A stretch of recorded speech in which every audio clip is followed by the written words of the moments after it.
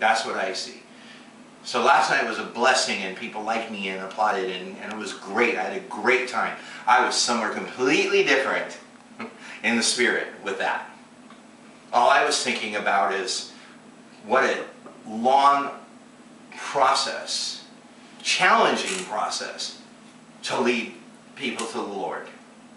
But one step is to walk in and say, I am a proud member of your tribe. Let me prove to you I belong here. It's not enough that someone says something good about me. You judge my authenticity for yourself. And the one thing I walked away last night was, I'm as authentic as they think I am. Because I'm as authentic as I think I am, and we're all in agreement here. There was no fake in me last night. You know, someone said to me,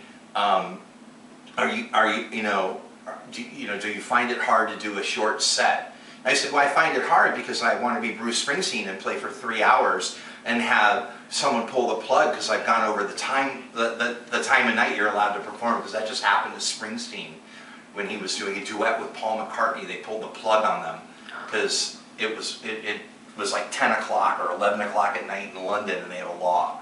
I want to be that guy. I just want to keep going. I said, but I'm convinced I could slay him with one song. If I only have one song, I will be the one people talk about, or I won't go. I said, you know, as a performer, you better leave it on the stage, no matter how much time you have. You know, and I walked away last night. I knew I'd left it because I couldn't find it anywhere when I got home. I knew I'd left it on the stage. I knew I'd left everything I had. And I realized that Jesus spills his life out for us. That's what it says in the Bible. He spills his life out. He spilled his life out. He continues to spill his life out because he sees the precipice. He sees the abyss. It's this really small request. If this stumbles you, I'll never do it. If this is the way I can reach you, then I'm going to start doing it. Heck, I'd even take up golf for somebody if it led them to the Lord. That just sounds like a fate worse than death. But I would. I mean, it seems so silly when you put it like, doesn't it? Does it seem silly that you say, well, I'll have steak, raw steak, if it'll lead you to Jesus? It sounds silly. Of course it wouldn't. When you say it like that. But Paul, well, what about a brother or a sister? That's where it gets a little complicated. It makes sense that I'm going to be all high and mighty and eat monkey brains to lead someone to Jesus. So I can say in a sermon, one time I ate monkey brains. Everybody knows how I feel about the monkeys. There's no way I'd eat one, but I went and ate monkey brains to lead someone to Jesus, and they came to Jesus. Everyone applauded me. It seems so easy. But what about a brother or sister?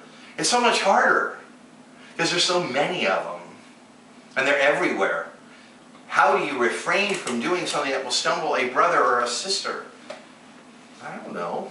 I mean, I don't know. Again, I get accused that I might stumble somebody, but I've never had anybody come to me and say, you really stumbled me. Because of you, I fell into this. Never in my life have I had anybody say that to me. Never. I've been able to say that about a few brothers or sisters, that I really needed you and you weren't there, and I flipped out and I went and did this. I've been able to say that. I bet someone could say that about me too.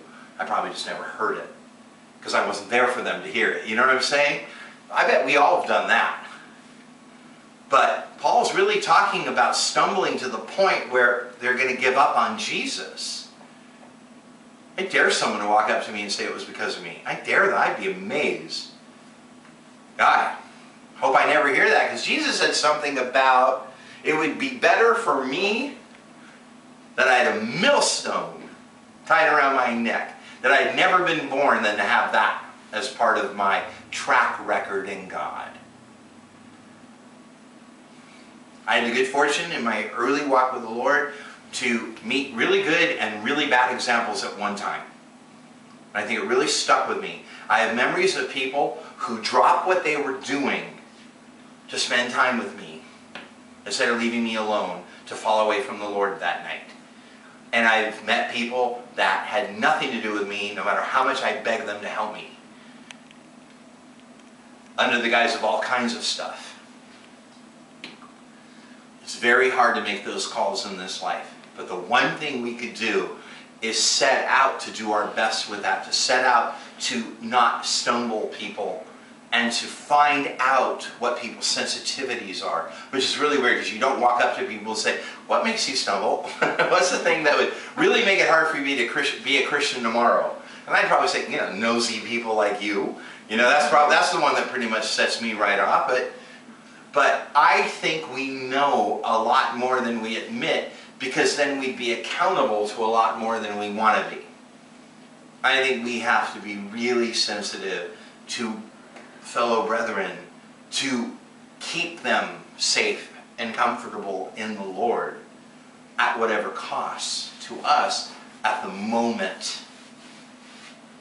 At the moment. And that's really what Paul is talking about. And that will train us how to be sensitive toward non-believers to make them feel safe and comfortable at the moment, so they can open up to us and with us, and we may have a chance to share our testimony with them. Amen?